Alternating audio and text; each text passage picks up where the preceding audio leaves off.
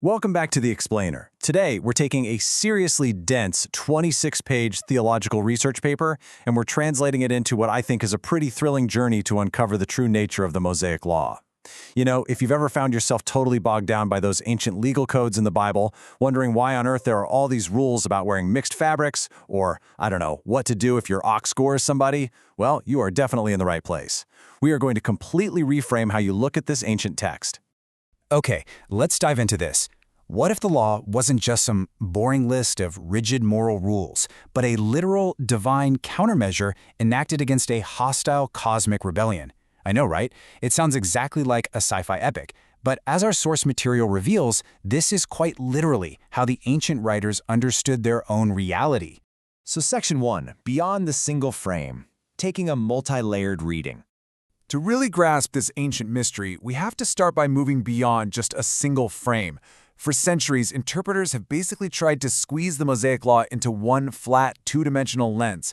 You know, reading it solely as a moral diagnostic test or just a social artifact of a dead culture.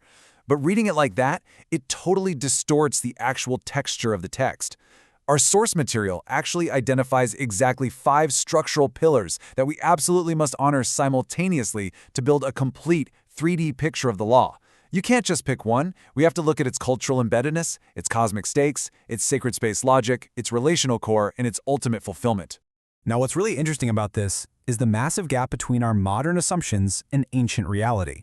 We tend to think of the law as a simple moral checklist meant to prove human sinfulness. But the ancient reality?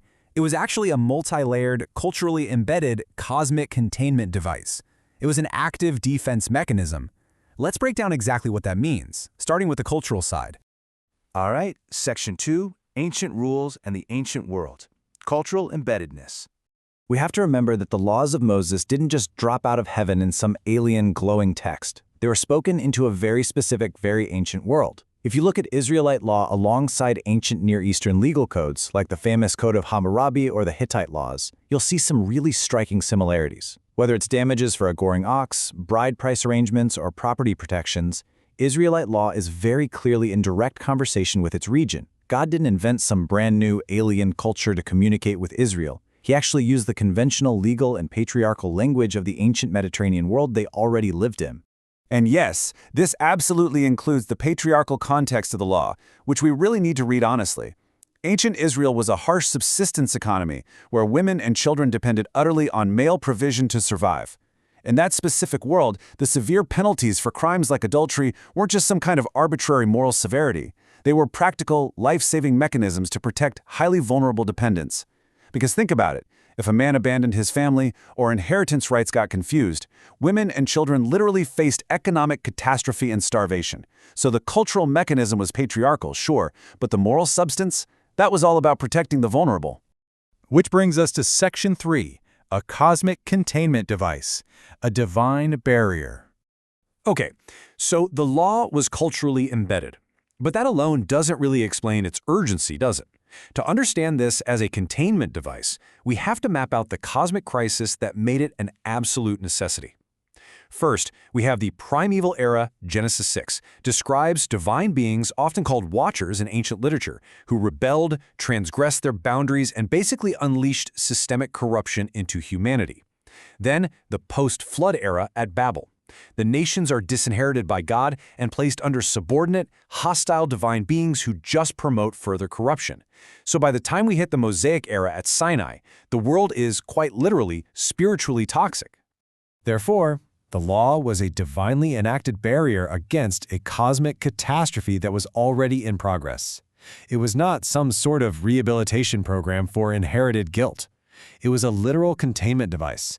Its main function was to preserve Israel, God's covenantal remnant, from being entirely swallowed up by the corruption that these rival spiritual powers were actively spreading among the surrounding nations. And you know, when you look at the law's containment functions through this cosmic lens, suddenly those bizarre rules make total sense. Food laws, they weren't about ancient hygiene. They were daily identity boundary markers, keeping Israel distinct from pagan table fellowship.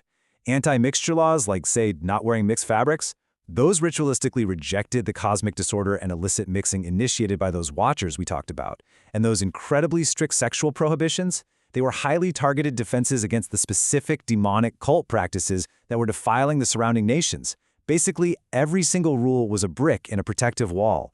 Let's move on to Section 4, Sacred Space and Loyalty, the cultic logic.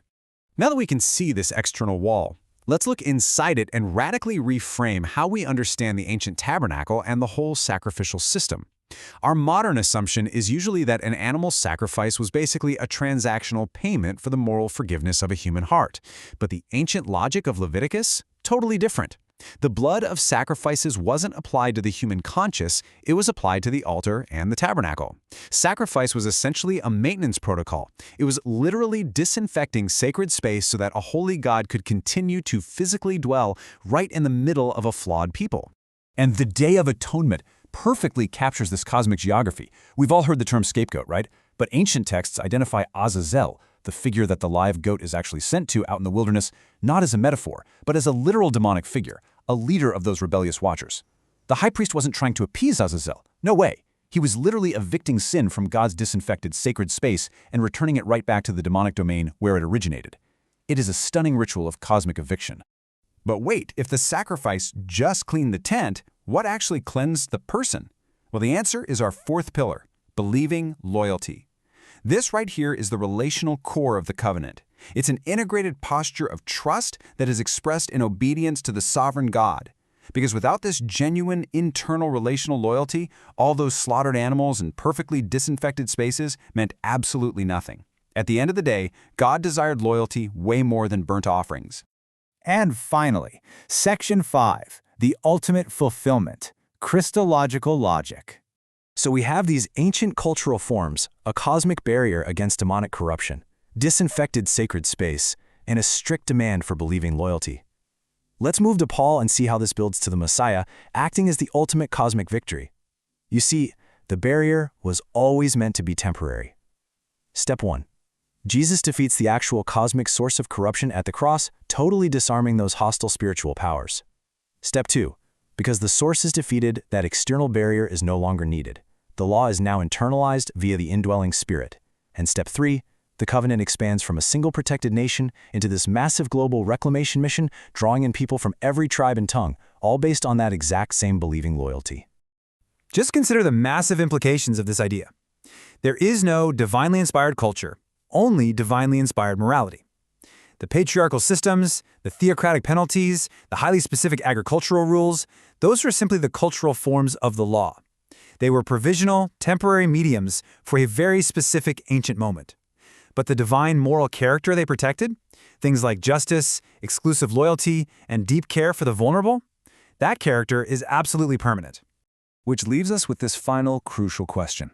If the ancient law was actually a cosmic barrier, a brilliantly designed containment device utilizing ancient cultural forms to protect a people until the ultimate cosmic victory was won, how does this change the way you read these ancient texts today? It completely transforms what looks like a dry, dusty list of rules into the literal front line of a cosmic war.